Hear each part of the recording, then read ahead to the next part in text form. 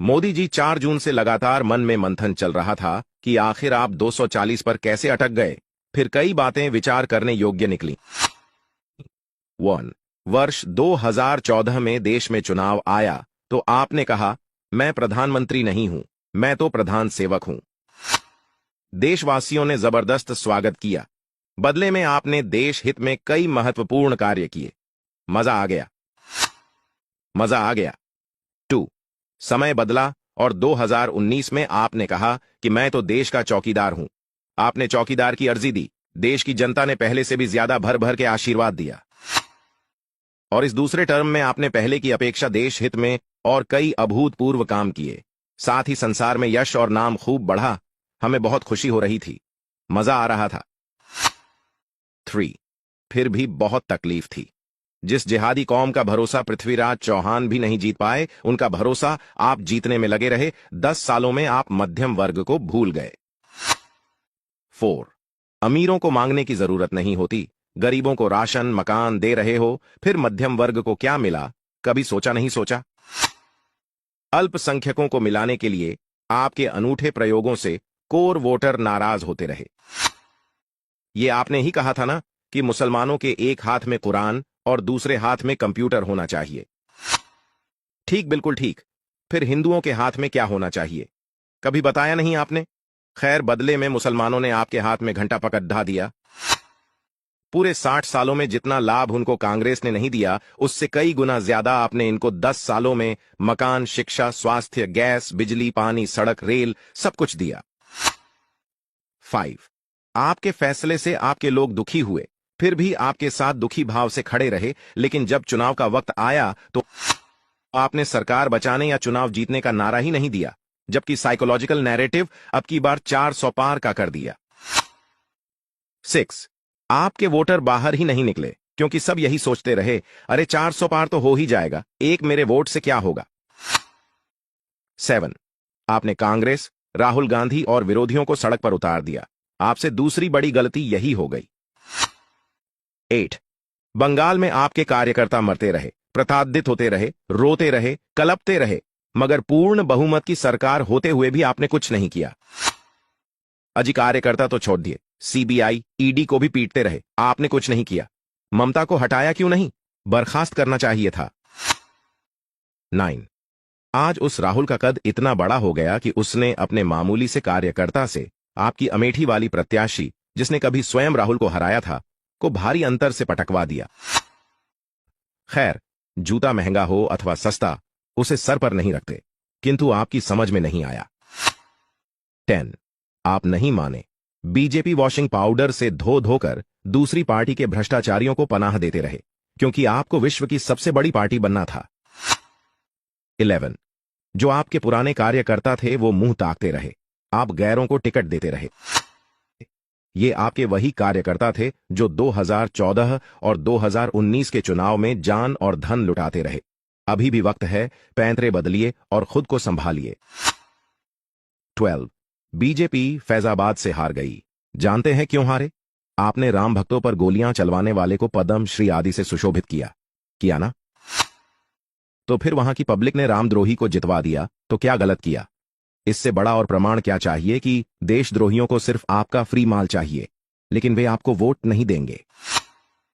शुक्र मनाइए कि अच्छे काम की वजह से वह हम जैसे जागृत हिंदू के कारण आपकी सरकार अंतिम समय में बन गई।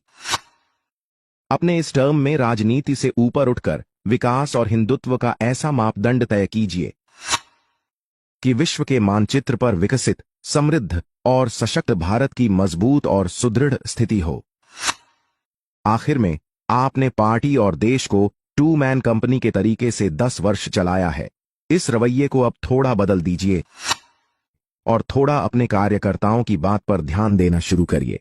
थोड़ा हिंदू मध्यम वर्ग की भी चिंता कीजिए।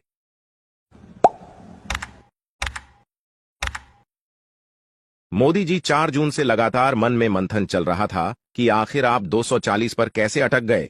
फिर कई बातें विचार करने योग्य निकली। 1 वर्ष 2014 में देश में चुनाव आया तो आपने कहा, मैं प्रधानमंत्री नहीं हूं, मैं तो प्रधान सेवक हूं। देशवासियों ने जबरदस्त स्वागत किया। बदले में आपने देश हित में कई महत्वपूर्ण कार्य किए।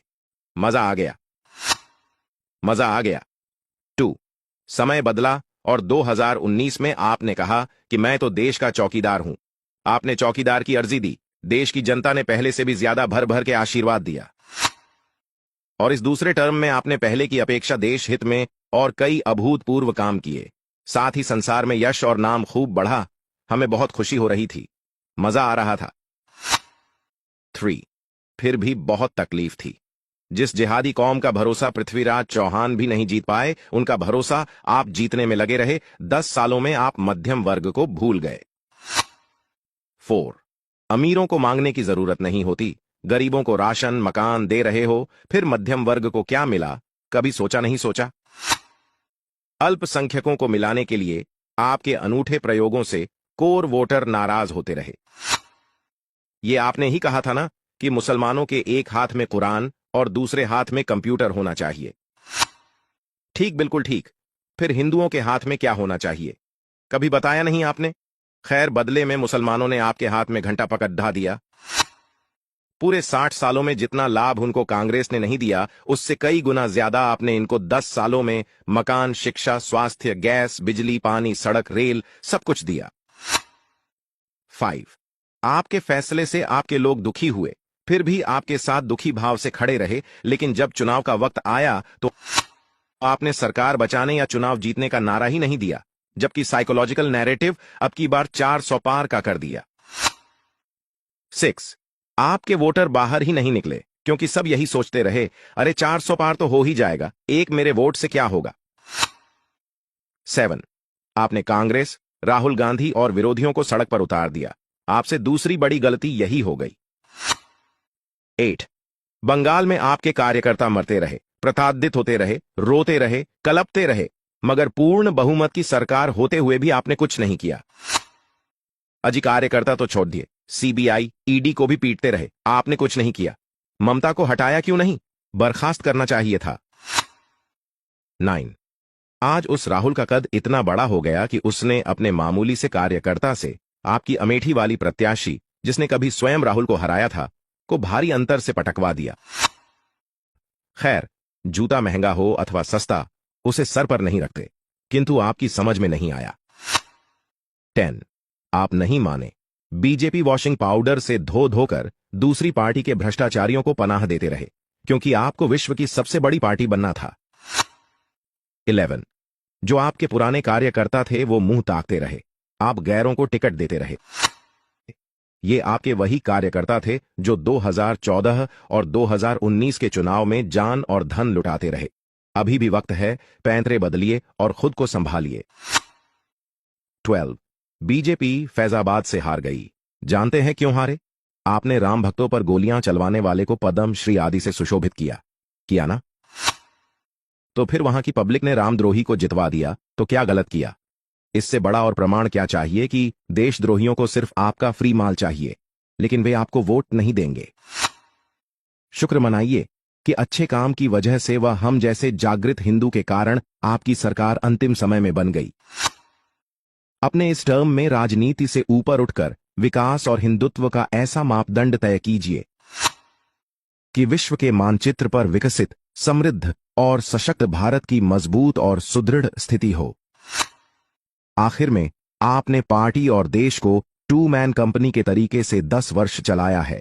इस रवैये को अब थोड़ा बदल दीजिए और थोड़ा अपने कार्यकर्ताओं की बात पर ध्यान देना शुरू करिए। थोड़ा हिंदू मध्यम वर्ग की भी चिंता कीजिए।